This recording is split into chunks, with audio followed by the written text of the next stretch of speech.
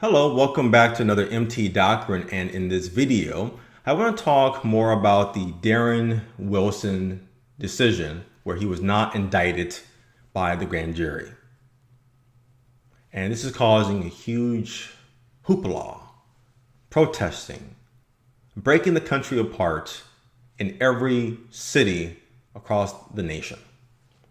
And this is what I want to talk about in regards to the decision, but more about the events that happened that day. There are some concerns that I have, and there are a few scenarios of what I think probably happened in some variations. Okay, so I have many different mixed opinions about what happened, because most of it is speculative, right? I don't know. I wasn't there. There's no video footage to kind of know what happened, okay? So I wrote down a couple of points here that I want to kind of cover, and these are my concerns about the whole entire situation. This is my concerns. So my first concern is there was blood in the police car. There was some type of shooting in the police car. Another concern is Michael Brown being aggressive. He had very aggressive behavior towards the police, telling him bad words and hitting him. That's a little bit kind of strange to me. Strange kind of behavior being reported. The injuries by the police, or by Darren Wilson, that he had a very, I guess, a red mark on his face. And Nancy Grace kind of called it out, that sounds kind of strange. If he would have hit you the way that he's describing, there would have been more injuries. So it's very kind of concern. It's a concern for me as well. Another one is, according to Darren Wilson, Michael Brown started charging towards him from 35 feet away. Okay, there's a guy with a gun and you're running towards them. I mean, it's not a bonsai run that happened with the Japanese during World War II. So, okay. Another concern is he was shot 6 to 8 times at 35 feet away. And I talked about that in a separate video in terms of what that distance is. Okay, that's a concern. That's a lot of times to shoot somebody. And why is it so far in terms of that distance? And another one is the Darren Wilson's his background. So far, unless something comes out very recent, he hasn't demonstrated any non-related violent type of activity or no past discrimination. There's nothing so far in terms of his track record of anything like that. Okay, that's an interesting concern there. And when I look at these concerns, I try to construct a couple of possible scenarios that tries to make sense of what is going on. So here's a couple of scenarios of what I think happened that day. So I think that, as Darren Wilson described, that he saw two guys walk in the middle of the street, okay, black guys. One was Michael Brown, and he stopped them. Maybe he said something about, you need to get out of the street, or come here and ask you a question. Whatever started things. And Michael Brown was being very aggressive, because in the video from the convenience store, I mean, he pushed very aggressively. He pushed the store owner. Very aggressive behavior. So I wouldn't be surprised if he did some type of other aggressive behavior towards the police. And somehow that got him into a police car because he's being arrested or something. I don't know. Maybe he fought back. Maybe there's some other altercation or argument that the police said to him. And it ended up involving a shooting in the car, 1 or 2 shots. I don't know those particular details. And of course, blood in the car. Okay. And from there, okay, so great. So he runs out, and as the police officer, they have to make very quick judgments. They have to make very quick assessments. So I'm thinking that Darren Wilson quickly assessed that Michael Brown is a threat. And if he hit him, if he pushed him, if he said anything that he didn't like, he could assess that as an actual threat. And part of their police training is to shoot the kill until the threat is down. Michael Brown's a big guy, so maybe that's why he thinks that 6 to 8 shots was justified, because it took that many shots to bring down the actual threat. Another scenario, extending from scenario number 1 that I just talked about, is I think that Darren Wilson panicked. Michael Brown is a big guy. I think he was like 6'4", a big guy, probably 200 pounds, 250, I don't know. He's a big husky guy, right? One of my best friends, he's a big guy from the Hawaiian Islands. He's very intimidating, right? And so I really think that Darren Wilson panicked. He's not used to this kind of ordeal. He probably rescues cats from trees and, it does very minor type of stuff. This was probably big time for him. He probably never had to use his weapon, maybe. So I think because of all of that, whether it was intimidation or whatever was his perspective, I think he just panicked. And I think he probably did feel very scared for his life. And he probably just shot basically because he was scared. Maybe he felt like, as what everybody is describing, or what he described in the interview, he was like a demon. A big, huge Hulk Hogan demon that he's terrified. He has nightmares over, and he has to protect himself. So he had to shoot until the big guy was down. That's what I kind of think would happen. I think he panicked, especially since he's not known for anything in his past, for anything that is violent behavior. Like, is there any other cases that this police officer shot and killed other people, or is known for other type of discrimination, sending tweets or text messages or any other kind of? There's nothing like that. They kept showing a video about him winning a award. He's a Boy Scout, I guess, from the perspective of the country. And okay, great. So I can see the argument that a Boy Scout panicking when he's seeing something that he can't control and that he's not used to.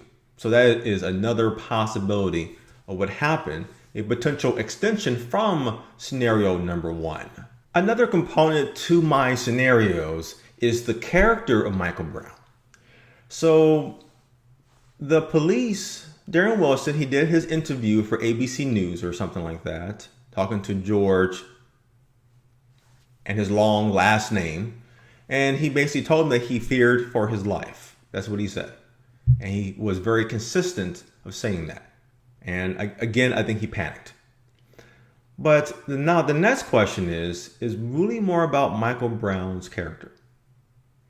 So Darren Wilson was talking about that, yeah, he came up to me, he cussed at me, he was grabbing me, pushing me, trying to prevent me out of my car, he hit me. He said a lot of those kind of things.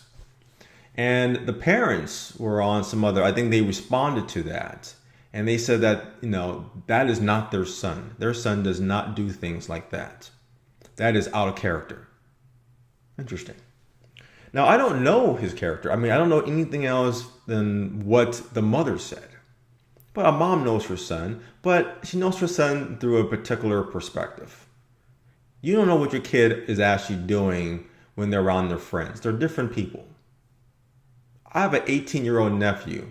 He is very different with me around family and around his friends and his girlfriend. He's a different person.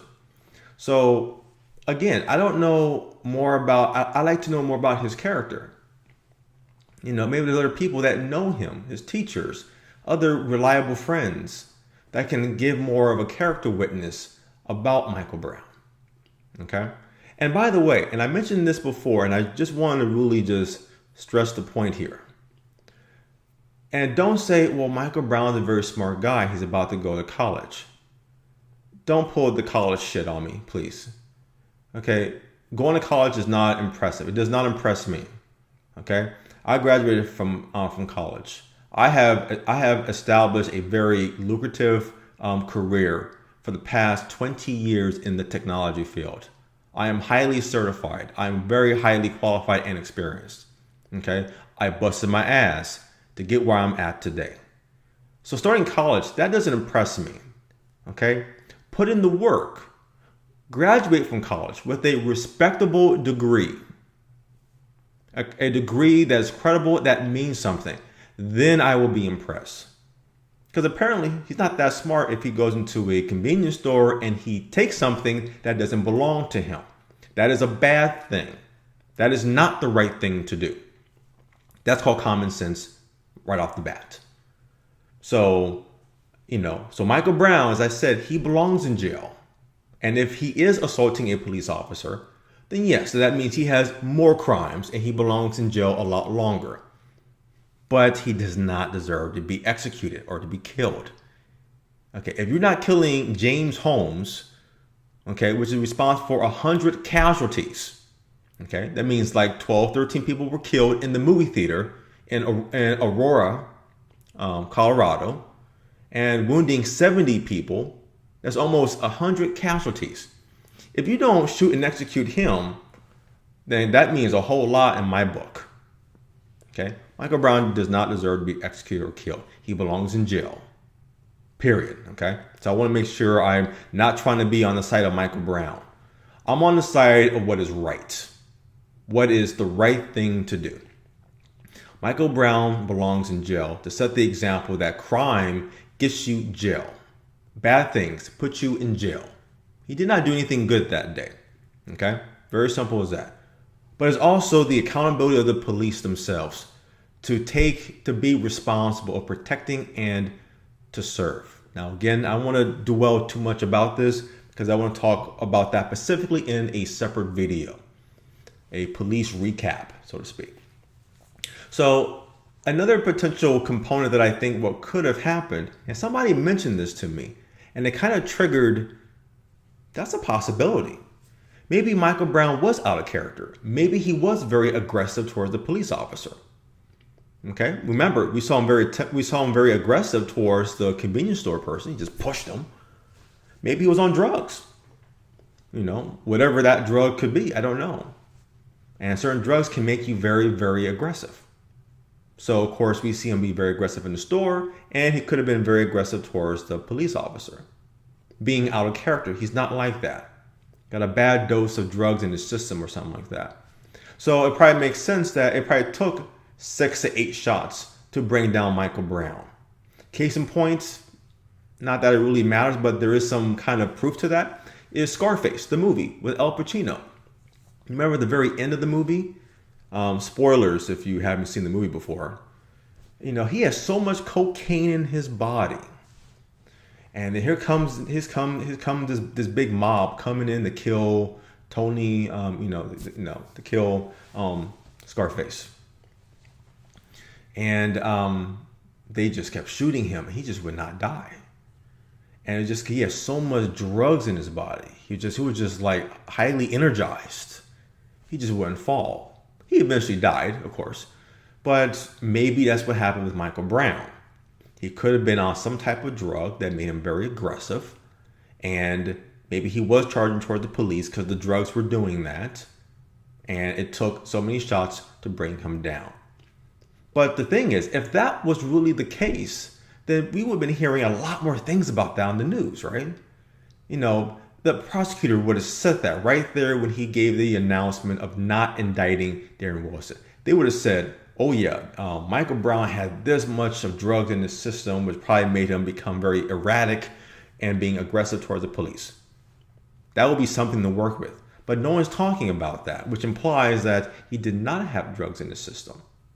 So now, again, we're back to square one of understanding what really happened that day. So there's more that I do want to talk about this, and that will be when I talk about police in America, a recap. My final points of getting closure of my perspective of the police. I did a video talking about what people should do when you are approached by the police. I talked about that in a separate video, so check that out. So the bottom line is, okay, where do we go from here? Now, I'm going to end this by saying the following. Kevin Hart, and I don't know if he even said this or not, it was some kind of message on Facebook, some kind of picture that somebody posted. But it's a very powerful message, and I just want to communicate it now, and I'll probably will say it again when I talk about police in America. But this is what Kevin Hart said. It's a very powerful message. He said, "Not all police officers are bad. Not all black people are criminals. Not all white people are racist." Maybe he said that not all police officers are killers. Maybe he said that. I don't know. I'll post a picture up right here that will signify what that comment is. That was very powerful. And that's probably what's causing the division of our country. We've always been divided, and this is probably proof of that we are divided.